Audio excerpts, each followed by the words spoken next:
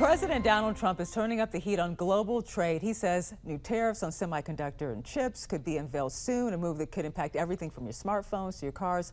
And that's just to start. Another round of tariffs is slated to kick in, though, tomorrow, targeting a whole bunch of countries. Join us now to break it down. What this means for the economy, what this means for your wallet, is former Trump White House economic advisor Steve Moore.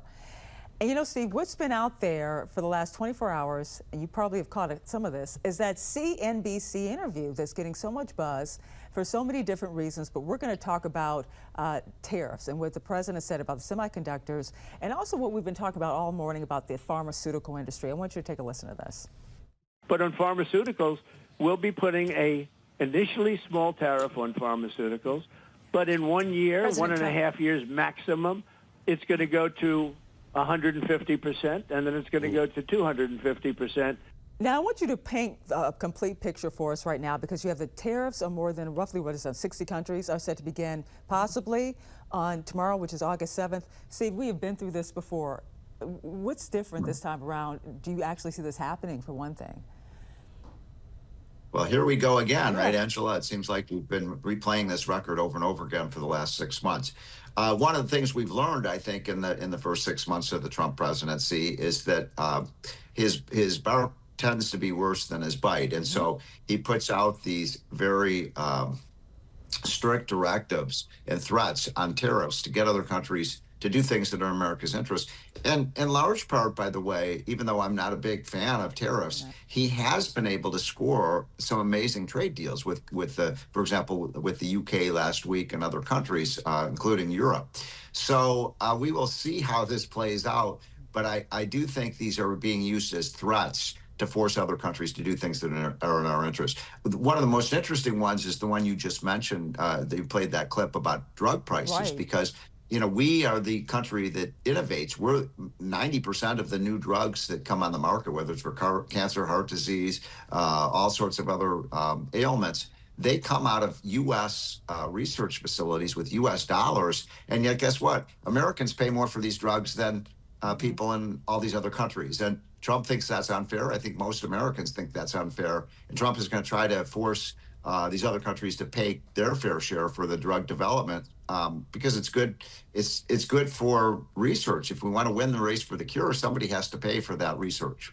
Well, I want to get your take on this as well. This is regarding something that Treasury Secretary Steve Bessent sent out right here. Now, tariff revenue is rising right now under what he says under America First trade agenda, surging to record highs over the past 4 months. Just last month, the U.S. collected roughly, I think it was $30 billion. Now, to be clear, though, this money, of course, is going into the Treasury, right? So how should, just Americans, us watching at home, how should we interpret this for how it will eventually trickle down to us?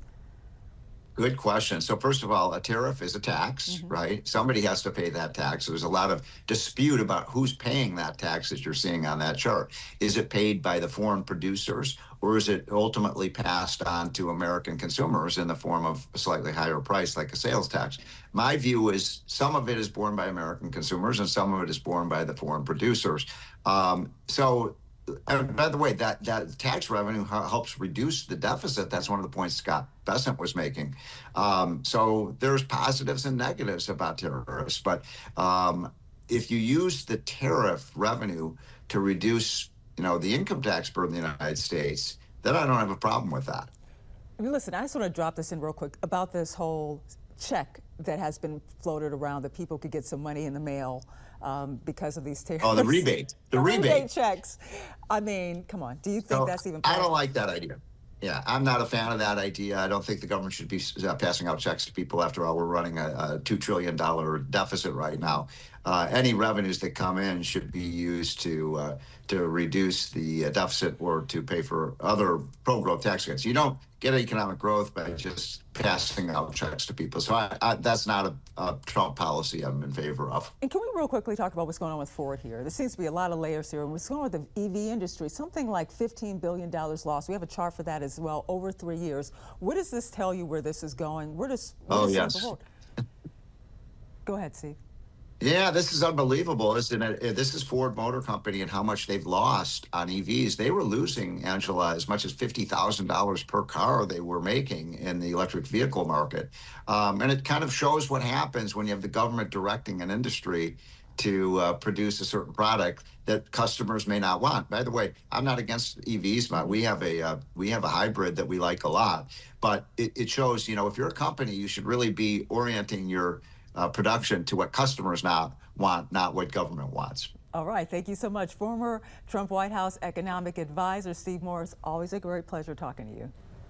Thank you, Angela. Have a great day.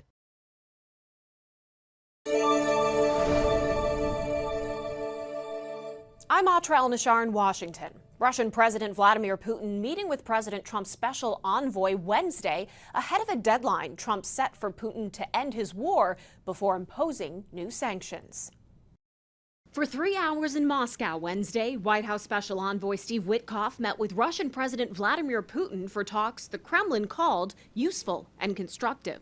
President Trump posting on social media, "Great progress was made. Afterwards, I updated some of our European allies. Everyone agrees this war must come to a close, and we will work towards that in the days and weeks to come." Few believe Putin is willing to end his invasion. Earlier this week, Russian forces struck more civilian targets across Ukraine. Children were among the casualties, Ukrainian officials reported. Shortly after the meeting ended, President Trump announced he's raising tariffs on India another 25%. A move that partially follows through on his threat to punish countries that buy Russian oil and gas, which provides the Kremlin revenue to keep its war going. Here's what the president said July 14th. We're going to be doing secondary tariffs if we don't have a deal in 50 days. It's very simple.